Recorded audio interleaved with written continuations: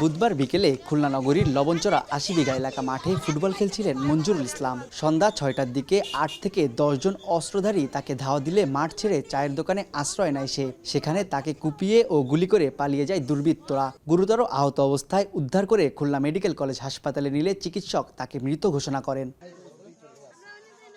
এর ১.৫ ঘন্টা পর একই এলাকায় ৩০০ গজ দূরে পরপর দুটি গুলির শব্দ শুনতে পান স্থানীয়রা। খবর পেয়ে পুলিশ ঘটনাস্থলে এসে নাজমুল হোসেন নামে এক যুবকের মরদেহ পড়ে থাকতে দেখেন। তার শরীরে গুলি ও ধারালো অস্ত্রের আঘাতের চিহ্ন রয়েছে। ওই রাস্তা দিয়ে এক দল আইছে, ওই দিয়ে ওই পাশে যাই ওখানে পলাই রয়েছে। আমাকে যা যাওয়ার গেছে ভাইজান, এমনি তো আমরা তো আর ফেরত পাবো না।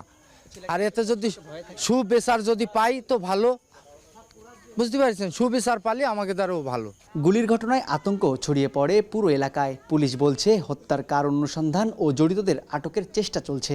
আমরা আতঙ্কিত এবং আমাদের নিরাপত্তার যে কি অবস্থা বুঝেন, যেহেতু আজকে এভাবে হচ্ছে কালকে তো আমাদেরও হতে পারে। আমরা থানা পুলিশ, তারপরে র্যাব আছে, আমাদের ডিবি টিম, আমরা রাত্রে অভিযান পরিচালনা করব। আশা করি এই ঘটনার সাথে যারা জড়িত আছে তাদেরকে আমরা অতি দ্রুতই গ্রেপ্তার করে আইনের ভিতরে আনতে পারবো। চলতি বছর খুলনা মহানগরীতে অন্তত ৪৫টি হত্যার ঘটনা ঘটেছে। তানজিম আহমেদ, সময় সংবাদ, খুলনা।